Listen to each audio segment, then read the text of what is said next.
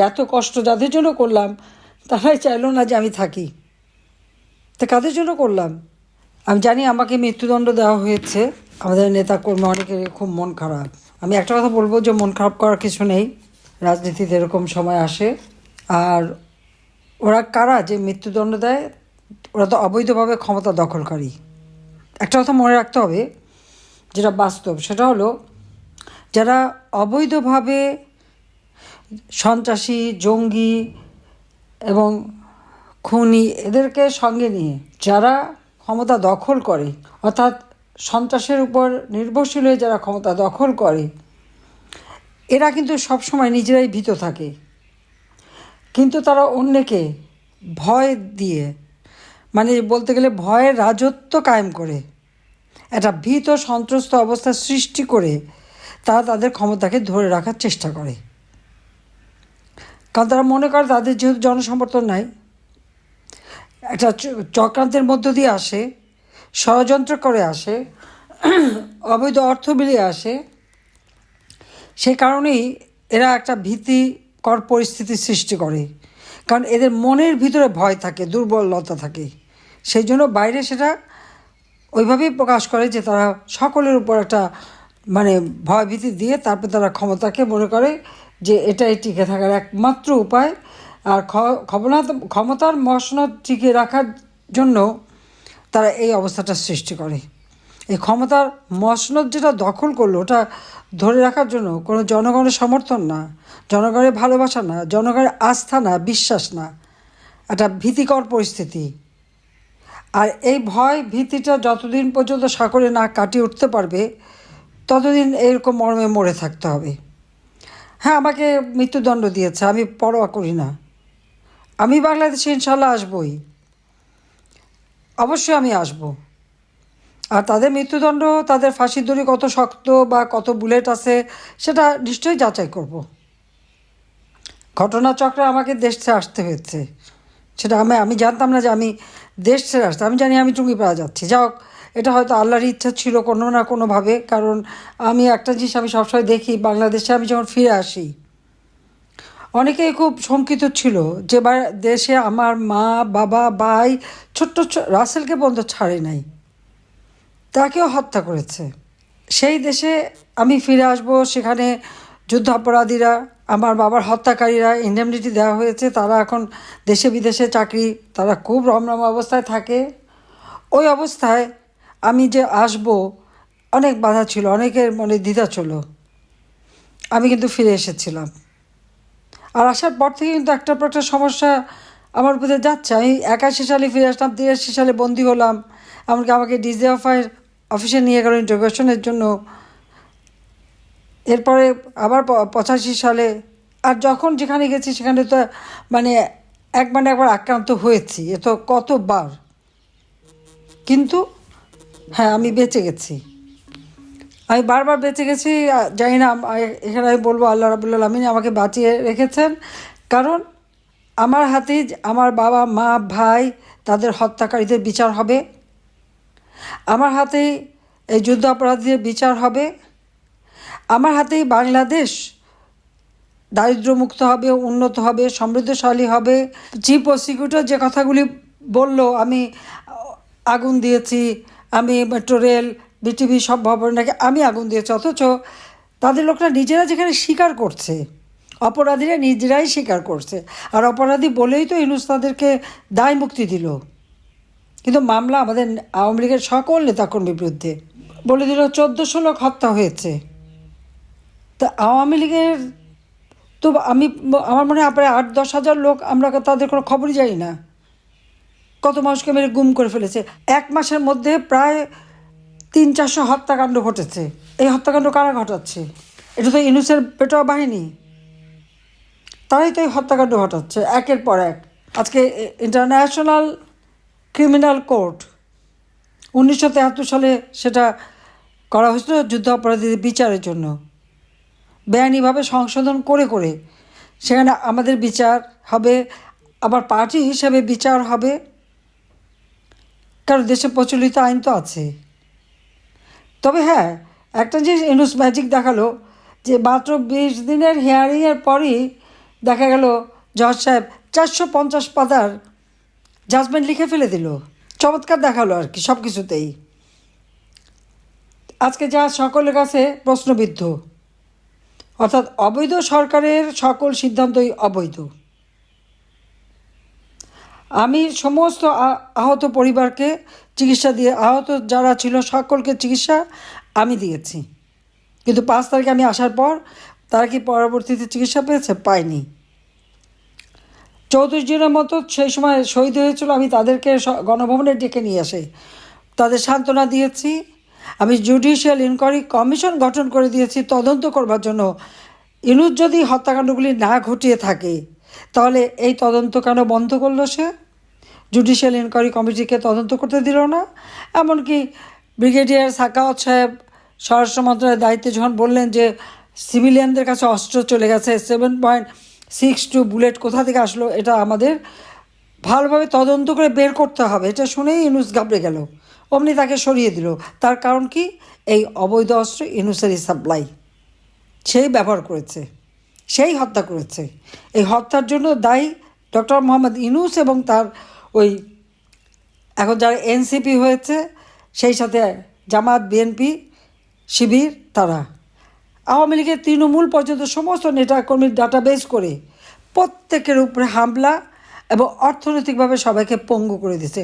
এবং এই অর্থনীতি পঙ্গু করতে যে আজকে সারা দেশের অর্থনীতি কোথায় গেছে? কোনো বিনিয়োগ নাই, অর্থনীতি কোনো কর্মচাঞ্চল্য নাই, ঋণের বোঝা এখন দিন দিন বেড়ে যাচ্ছে, প্রত্যেকটা মানুষের মাথায় ঋণের বোঝা বাড়ছে। এখন সেই আতিলরা কোথায়? যারা মানে আওয়ামী লীগের আমলে বলে কিছুই ভালো লাগে না, কোনোটাই বলে হয় না, এখন তারা চুপ, আর তাদের মুখে বেশি একটা কথা নাই। একেবারে অর্থনীতিবিদ এসে অর্থনীতিতে একদম মানে যেন কী করে দেবে সেটি তাদের চিন্তা ছিল, কিন্তু আজকে সব শেষ। আমি 18ই জুলাই জুডিশিয়াল এনকোয়ারি কমিশন গঠন করেছি। তারপর যখন তখন 6 জন মারা গেছে, যখন আরও মানুষ মারা গেল, আমি সেই জুডিশিয়াল ইনকোয়ারি কমিশনকে 3 সদস্য বিশিষ্ট হাইকোর্টের জজ সাহেব দিয়ে 1 আগস্ট আমি প্রজ্ঞাপন করে দিলাম, এবং তারা কিন্তু এনকোয়ারি শুরু করলো। কিন্তু না, তার মানে এদেরকে দায় মুক্তি দিয়েছে। দায় মুক্তি কাদের দেয়? অপরাধী তাদেরই তো দেয়। আর মামলা সব আমাদের আওয়ামী লীগের নেতা কর্মীদের বিরুদ্ধে। আর মৃত্যুদণ্ড দিয়ে ভেবেছে একে ভয়ে ভীত হয়ে পড়বো, সেটা না। আমার তো মৃত্যু পরোয়ানা সেই 15 আগস্ট থেকেই, বা আমি বলবো 71 সালে তো পাকিস্তানিতে বন্দী ছিলাম, কিন্তু আমি বেঁচে গেছি, আমি দেশের উন্নতি করেছি, আমি আওয়ামী লীগ সংগঠনকে শক্তিশালী করেছি। বাংলাদেশে এখন সবচেয়ে শক্তিশালী সংগঠন আওয়ামী লীগ, এই জন্য তো আওয়ামী লীগের তারা নিষিদ্ধ করেছে। আর ইউনূস তো মিথ্যা কথা বলে, বিদেশে যে বলো না নিষিদ্ধ করিনি তো, স্থগিত করেছি। আর সেদিন আবার বলে দিল কি আওয়ামী লীগ নিষিদ্ধ, নির্বাচন করতে পারবে না। কারণ জানি যে আওয়ামী লীগ নির্বাচন করলে পরে আওয়ামী লীগই জিতবে, কারণ জনগণের যতই আমার বিরুদ্ধে মিথ্যা অপপ্রচার চালক, বাংলাদেশের মানুষ তা বিশ্বাস করে না। ভোটের সময় তারা আওয়ামী লীগকে ভোট দেবে, কারণ জানে একমাত্র আওয়ামী লীগ আসে এদেশকে উন্নত করতে পারবে, তাদের জীবনে শান্তি নিরাপত্তা দিতে পারবে, তাদের জীবনের আস্থার ঠিকানা একমাত্র আওয়ামী লীগ। কাজে আওয়ামী লীগের সকল নেতাকর্মী যে যেখানে আছে ঐক্যবদ্ধ হতে হবে। আর এই ভয় ডর কাটিয়ে উঠে জনগণকে সাথে নিয়ে সকলকে প্রতিরোধ করে তুলতে হবে। আপনারা দেখেছেন যে ঢাকা শহরে যখন আমরা লকডাউন বললাম, সাথে সাথে সারা বাংলাদেশ কিন্তু স্বতঃস্ফূর্তভাবে মানুষ বন্ধ করে দিল। কিন্তু আমি চাই না যে আমরা এভাবে বন্ধ করে আমার রিক্সাওয়ালা, দিনমজুর, খেটে খাওয়া মানুষগুলি কষ্ট পাক। আমি সেটা বলছি যে ঠিক আছে, তোমরা 2 দিন করেছো, তারপর আবার 1 দিন দিলে আর না, আমার মানুষগুলিকে অন্তত বাঁচতে দাও। কারণ তাদের জন্যই তো আমার রাজনীতি, তাদের জন্যই তো রাজনীতি। তবে আন্দোলন আমাদের চালিয়ে যেতে হবে, প্রত্যেক উপজেলায় মিছিল করতে হবে, ওই ভয় ভীতি কাটিয়ে তুলে মব সন্ত্রাস যারা করতে আসবে তাদেরও শিক্ষা দিয়ে দিতে হবে। কাজে আমি বলবো যে প্রত্যেক উপজেলায় সকলকেই এক হয়ে জনগণকে সাথে নিয়ে যারা আজকে কষ্টের মধ্যে আছে, আমার কৃষক, শ্রমিক, মেহনতি মানুষ, তাদেরকে সবাইকে সাথে নিয়ে প্রতিবাদ করতে হবে, সমাবেশ মিছিল করতে হবে, প্রতিরোধ গড়ে তুলতে হবে। সাথে সাথে আমাদের পিছনে লোক থাকবে। কেউ যদি আমার নেতাকর্মীদেরকে আবার হাত দিতে আসে, তাহলে তাদের উপযুক্ত শিক্ষা দিয়ে দিতে হবে। সমস্ত সন্ত্রাসীদের দেশ হয়ে গেছে, আর ওই জঙ্গিরাই এখন ক্ষমতা চালাচ্ছে। আর আমি একটাই বলবো, আল্লাহ জীবন দিয়েছে, আল্লাহ জীবন দেওয়ার মালিক আল্লাহ। আর আমি আমার জীবনটা সবসময় খরচের খাতায় ছিল। আমি যখন বাংলাদেশে প্রতিদিনই ভাবতাম, সকালে উঠে ভাবতাম যে না, আমার একটা দিন পেলাম। এখন আমার দৃঢ় বিশ্বাস যে এই ইউনূস এবং তার যত অপকর্ম বা এই জঙ্গি সন্ত্রাসীদের হাত থেকে আমাদের দেশকে মুক্ত করতে হবে, এবং সেদিন বেশি দূরে না। আর আমি অবশ্যই আসবো। অনেকে মনে করছে আমি আসবো না, কেন আসবো না? সময় হলে ঠিকই আসবো। হ্যাঁ, আল্লাহ যেমন আমাকে নিয়েও আসছেন, একদিন সময় হবে আমি আবার ফিরবো, দেশকে উন্নত করব, দেশের হারানো গৌরব আবার ফিরে আসবে। কাজে সবাই ভালো থাকেন, সুস্থ থাকেন, এবং মনের জোর নিয়ে, জনগণের শক্তি বড় শক্তি, এই শক্তি দিয়ে ওদেরকে প্রতিহত করেন। আমি যেখানেই থাকি আছি, বাংলাদেশের মানুষের সাথেই আছি। আর যাদের এইভাবে ঘর বাড়ি গেছে, আপনজন হারিয়েছেন, তাদের প্রতি আমার সহানুভূতি জানাই। আর ইনশাল্লাহ একদিন আবার সব কিছু হবে। হ্যাঁ, আজকে একটা কষ্টে 15টা বছর 7 মাস তো একটানা আওয়ামী লীগ দেশে ক্ষমতায় থেকে দেশের মানুষের জীবনে শান্তি নিরাপত্তা দিয়েছিল।